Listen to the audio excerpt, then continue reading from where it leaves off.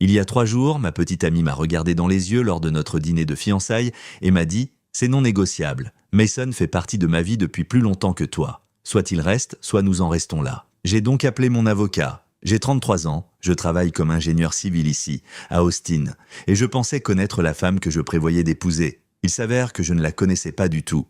Voici donc ce qui s'est passé. Nous sommes chez Jeffre, en centre-ville, avec nos 2 familles, soit 12 personnes au total. Tout se passe bien. Nous parlons des préparatifs du mariage. Mes parents s'entendent à merveille avec les siens. Les parents de Sloan, Greg et Hélène sont du genre professionnel et raffiné. Lui est un avocat à la retraite. Elle est thérapeute de couple et tient un blog sur les relations évoluées.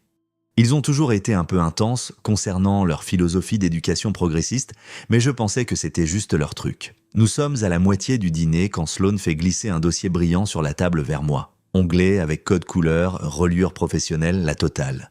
Le titre indique « Accord de famille choisi » et je me dis que c'est une sorte de plaisanterie.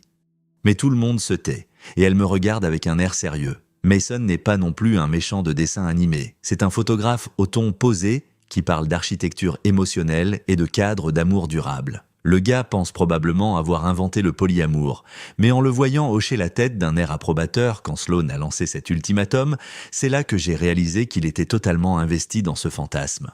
Je l'ouvre et les gars, je n'arrive toujours pas à croire ce que j'ai lu. Ce document contenait des clauses expliquant comment son ex-petite amie Mason devait rester un membre permanent de la famille après notre mariage, étant invité à toutes les fêtes, aux anniversaires et aux événements marquants de la vie. Il y a même une section le listant comme conseiller créatif pour notre campagne de marque de mariage. Notre campagne de marque de mariage, je ne savais même pas que nous en avions une. Le restaurant est plongé dans un silence de mort. Mes parents ont l'air d'avoir vu un fantôme. La mère de Sloan rayonne comme si c'était la plus belle chose au monde et son père hoche la tête en signe d'approbation. C'est alors que Sloan me regarde droit dans les yeux et sort cette phrase « Mason est dans sa vie depuis plus longtemps que moi ». J'ai refermé le dossier, je l'ai posé à côté de mon assiette et j'ai dit « C'est entendu », puis je me suis levé. J'ai remercié tout le monde pour le dîner et je suis parti. Je n'ai pas crié, je ne me suis pas disputé, je n'ai pas fait de scène, je suis juste parti. Quand quelqu'un vous remet un contrat concernant vos futurs enfants lors d'un dîner de fiançailles, il ne planifie pas un mariage, il planifie une fusion. Le trajet du retour a été les 20 minutes les plus longues de ma vie. Je n'arrêtais pas de me dire que j'avais peut-être mal compris quelque chose, qu'il y avait peut-être un contexte qui m'échappait, mais non, elle m'a littéralement présenté un contrat m'obligeant à accepter son ex-petite amie comme un membre permanent de la famille, lors de notre dîner de fiançailles, devant nos 2 familles. En rentrant, j'ai transféré le tout à mon amie Tessa, qui est avocate d'affaires. Objet, tu vas vouloir lire ça. Elle m'a rappelé exactement 6 minutes plus tard. Ces mots exacts ont été « on documente tout dès maintenant ». J'ai passé la nuit à éplucher nos comptes joints, j'ai révoqué son accès à ma carte de crédit, je l'ai retiré de la liste de mariage et j'ai changé les mots de passe de l'électricité et du Wi-Fi de mon appartement. Puis, j'ai envoyé l'intégralité du dossier à mes parents avec une seule ligne. J'arrête de faire semblant qu'elle me respecte. Mais attendez, ça empire. Le lendemain matin, je me réveille avec un email de Greg dont l'objet est « Addenda au projet de contrat de mariage ». À l'intérieur se trouve ce document juridique où Mason est listé comme conseiller parrain pour toutes les décisions futures concernant l'image de marque de la famille et l'éducation des enfants. L'image de marque de la famille pour des enfants que nous n'avons même pas encore. J'ai fixé l'écran pendant environ 10 minutes, puis j'ai appelé Tessa. Tout ce que j'ai pu dire, c'est « ce n'est plus de l'amour, c'est de la stratégie ». Alors Reddit, est-ce que je suis complètement fou? Est-ce que partir était la bonne décision? Parce que Sloan harcèle mon téléphone en disant que j'ai fait honte à sa famille et que je suis quelqu'un de contrôlant et de rétrograde. Sa mère a posté quelque chose sur son blog à propos des partenaires qui craignent votre liberté. Et je suis presque sûr qu'elle parle de moi. Je n'ai répondu à rien car, honnêtement, je ne sais même pas quoi dire. Je repense sans cesse à ce moment où elle a dit « Mason reste ou c'est fini ». Qui lance un ultimatum pareil à son partenaire lors d'un dîner de fiançailles devant les 2 familles avec un contrat imprimé. Peut-être que je suis vieux jeu, mais je pensais que le mariage signifiait se choisir l'un l'autre en priorité. Pas signer des documents juridiques pour préserver sa relation avec son ex-petite amie. Qu'en pensez-vous? Ai-je bien réagi ou ai-je bousillé ma vie pour rien? Les choses se sont considérablement compliquées. Tessa a été incroyable pendant tout ce temps. Elle a immédiatement commencé à tout documenter car elle sentait que quelque chose ne tournait pas rond. Il s'avère que son instinct était bon. Voici ce que nous avons découvert. Hélène, la mère de Sloan, est la seule signataire de chaque contrat avec les prestataires du mariage Absolument tous. Le lieu, le traiteur, les fleurs, la musique, tout. Valeur totale, 145 000 $. Et tenez-vous bien, la société de photographie de Mason a déjà reçu 8 500 $ pour la direction créative des visuels de notre mariage. Notre mariage qui n'a même pas encore eu lieu. La bonne nouvelle, c'est que je n'ai aucune responsabilité juridique pour tout cela. Chaque contrat est lié à Hélène. Tessa a dit que c'était comme s'il planifiait un événement commercial, pas un mariage. Ensuite, il y a la situation de la carte de crédit. Vous vous souvenez que j'avais révoqué l'accès de Sloan à ma carte ? Eh bien, Tessa m'a demandé de sortir les relevés d'abord. 6 200 $ de frais qui violaient notre accord écrit concernant les dépenses de mariage uniquement. Week-end au spa, location de robes de créateur et un truc appelé séance de studio pour moodboard de mariage que Mason a facturé directement sur ma carte. Le plus bizarre, c'est que Mason croit sincèrement qu'il aide. Rachel m'a montré un SMS où il écrivait « Je n'essaie pas de la reconquérir, j'essaie de protéger ce que nous avons construit ensemble. Certaines connexions transcendent les étiquettes romantiques. Il pense vraiment être le plus mature dans l'histoire. J'ai contesté tous les frais auprès de la banque et ils ont bloqué la carte en attendant l'enquête. » Sloan n'était pas contente du tout. Ces SMS sont passés d'excusables à furieux assez rapidement. Mais c'est là que ça devient vraiment intéressant. Hélène a publié un article de blog intitulé « Quand les partenaires craignent votre liberté » au sujet d'un fiancé contrôlant qui ne pouvait pas supporter l'amour évolué. Elle ne m'a pas nommé directement, mais tous ceux qui nous connaissent savaient exactement de qui elle parlait. Plusieurs amis m'ont envoyé des captures d'écran. Le lendemain, le département RH de mon entreprise a reçu un email anonyme remettant en question ma stabilité émotionnelle. Vous y croyez ? Quelqu'un a réellement essayé de me causer des ennuis au travail pour ça. Heureusement, mon ami Miguel m'a transféré l'email car il travaille dans notre service informatique et il a pu remonter l'adresse IP jusqu'au cabinet de thérapie d'Hélène. Les RH ont enquêté et j'ai tout soumis. Le document de l'ultimatum, l'addenda au contrat de mariage, les captures d'écran du blog, toute la chronologie. Ils ont discrètement classé la plainte et m'ont même félicité pour avoir géré une situation personnelle de manière professionnelle. Puis moi, quelque chose d'inattendu s'est produit. Rachel, qui était la colocataire de Sloan à l'université et qui travaille toujours comme styliste pour elle, m'a contacté en privé. Elle m'a envoyé des captures d'écran de SMS entre Sloan, Hélène et Mason datant de la semaine précédant notre dîner. Ils planifiaient littéralement de mettre en scène cette conversation sur les limites pour que, si je me rétractais, j'ai l'air rétrograde et contrôlant.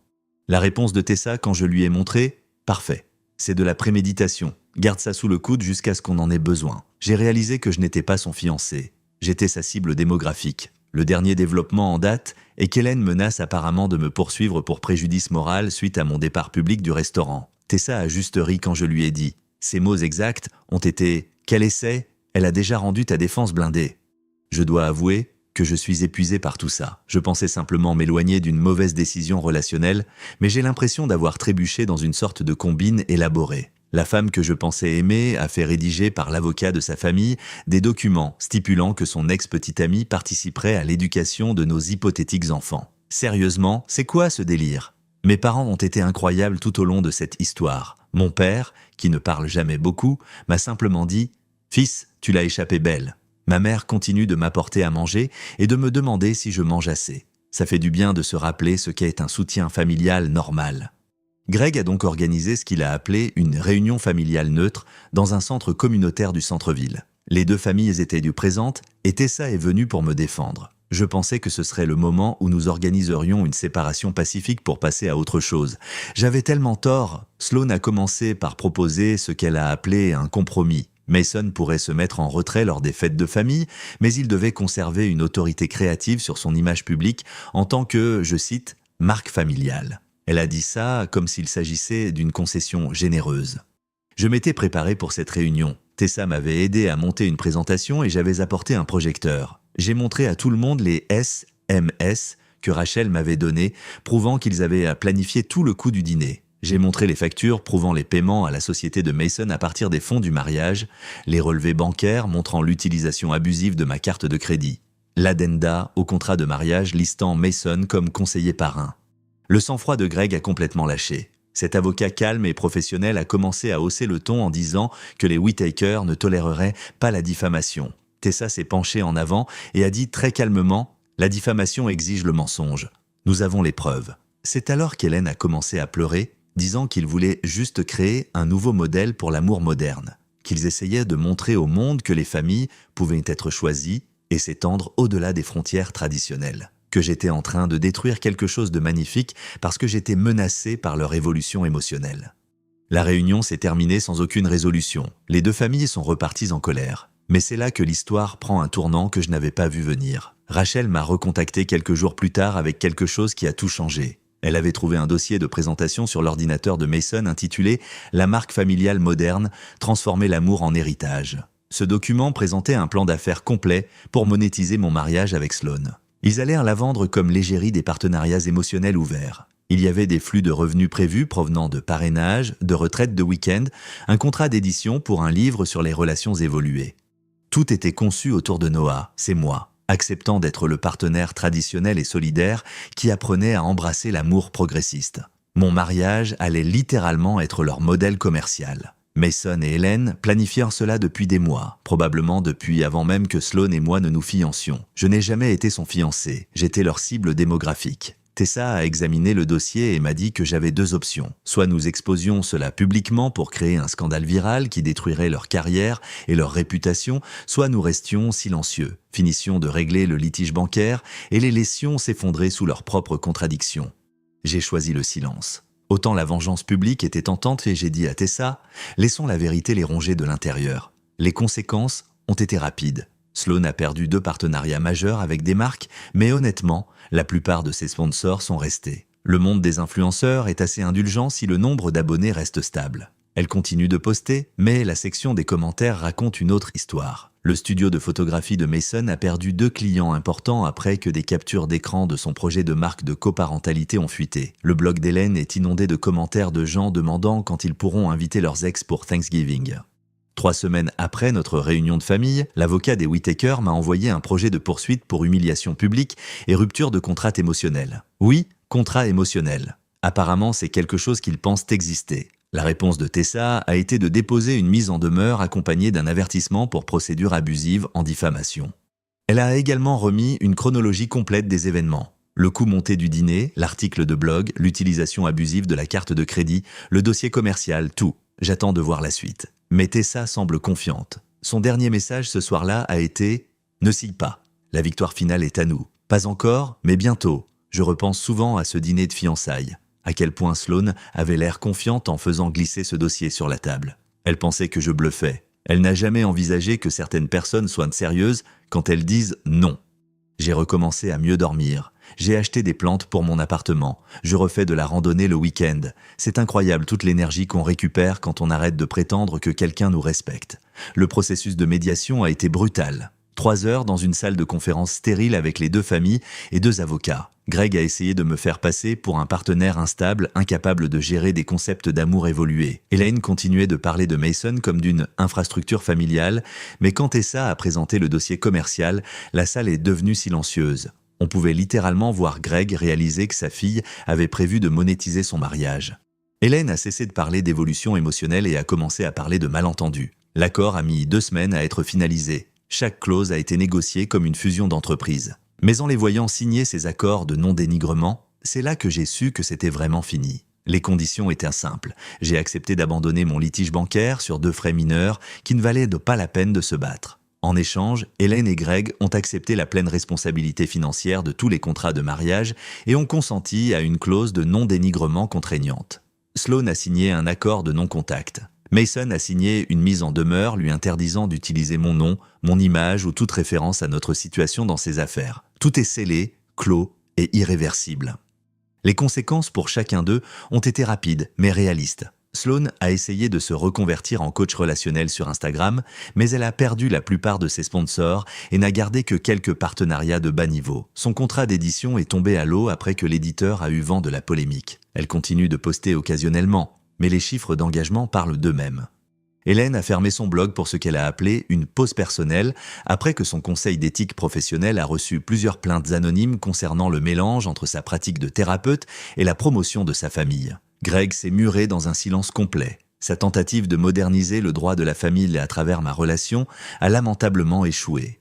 L'entreprise de photographie de Mason a pris un coup, mais il se reconstruit à Denver. Certaines personnes respectent son honnêteté sur les relations modernes. Ça m'embête qu'il ne soit pas complètement ruiné, Mais Tessa m'a rappelé que la justice parfaite n'existe qu'au cinéma. Quant à moi, la vie est devenue remarquablement paisible. Mon département RH m'a discrètement félicité pour avoir géré ce qu'ils ont appelé une situation personnelle profondément complexe, avec un professionnalisme exemplaire. Le projet d'infrastructure sur lequel j'ai travaillé, un lotissement de logements abordables, appelé East Side Infill, a remporté une subvention pour l'innovation urbaine d'Austin. J'ai acheté une petite maison avec un revêtement en bois de récupération et j'ai planté des chênes indigènes dans l'arrière-cour. Je dors à nouveau toute la nuit pour la première fois depuis des mois. Il y a quelque chose de profondément satisfaisant à construire des choses qui dureront plus longtemps que les drames que les gens essaient de créer. Lors d'un chantier bénévole le mois dernier, j'ai rencontré Harper, une architecte environnementale de Dallas, qui était en ville pour une consultation sur le design durable. Nous avons discuté de drainage des eaux pluviales et de matériaux de construction écologique autour d'un café. Il n'y a pas eu d'étincelle cinématographique, pas de chimie dramatique, juste de la simplicité. Juste deux personnes qui comprennent que de bonnes fondations comptent plus que des extérieurs tapent à l'œil. Un an après ce dîner de fiançailles infernales, j'ai assisté à l'inauguration de la nouvelle ère de jeux communautaires que j'ai aidé à concevoir. Les enfants couraient et riaient. La lumière du soleil scintillait sur le toboggan et un bénévole m'a tendu une clé pour aider aux derniers ajustements. Mon téléphone a vibré, un email de la banque, dossier clos, aucun impact sur mon score de crédit. J'ai expiré, essuyé la sueur de mon front et continué à travailler. Un journaliste local m'a demandé si je voulais être sur la photo pour le journal. J'ai souri et j'ai dit « Je préfère rester derrière l'objectif cette fois. Les ultimatums publics ne marchent que sur les gens qui ont peur de vous perdre. » J'ai cessé d'avoir peur. La chose la plus précieuse que Tessa médite est la suivante. Ne négocie jamais avec quelqu'un qui ne respecte pas ton droit de dire non. Cette sagesse a changé ma façon d'aborder chaque relation dans ma vie. À tous ceux qui traversent une épreuve similaire, faites confiance à votre instinct. Si quelqu'un vous demande d'accepter des conditions inacceptables, il vous dit exactement qui il est. Croyez-le du premier coup. J'en ai fini avec ce chapitre de ma vie. Il est temps de construire quelque chose de mieux. N'oubliez pas de liker et de vous abonner pour ne rien rater des prochaines histoires. Et dites-moi en commentaire, d'où est-ce que vous nous écoutez? Just how like you went to Applebee's. It's been a couple years, but we finally had like a Red Robin's open up near us at the mall.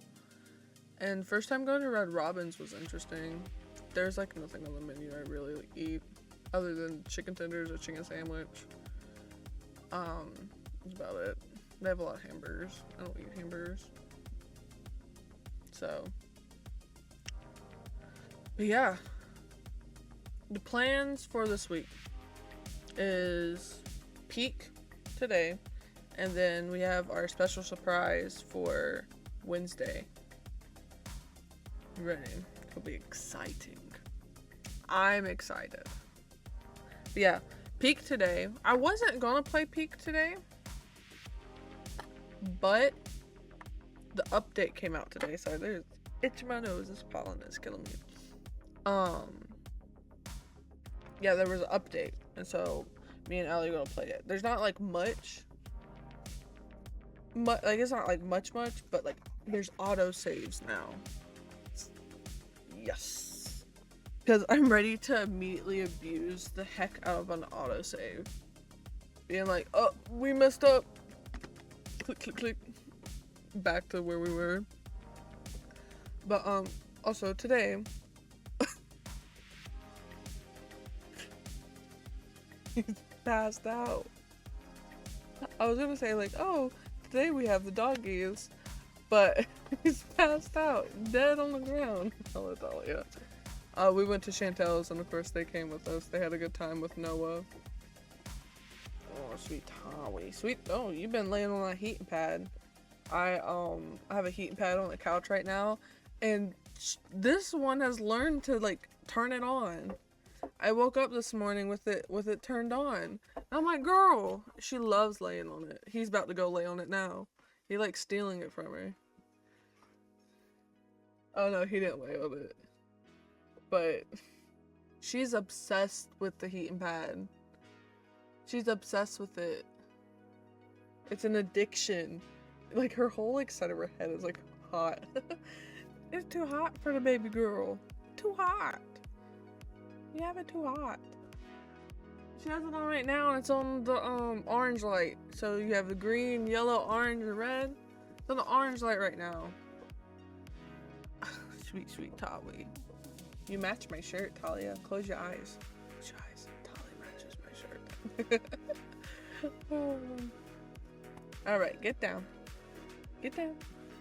Get off of me. Don't turn off the computer. Get down. Thank you. My Kirby shirt. I don't wear it much because sadly it's getting that like rip thing. And so I just don't like wearing it too much because I don't want it to go away. Oh, you do it. When you go, let me know how it is because I'm gonna wait till it comes out on streaming to watch the new Mario movie. Yeah, manifest. Manifest the Kirby. Manifest. Incantations. Kirby spells. Yeah, don't be like, just pop it in, honestly any chat. You can do anime chat, you can do any of them to talk about it. But I'm trying to think, any more updates? Oh, I've been working on our first animated emote. It is in line art phase. It is getting lines.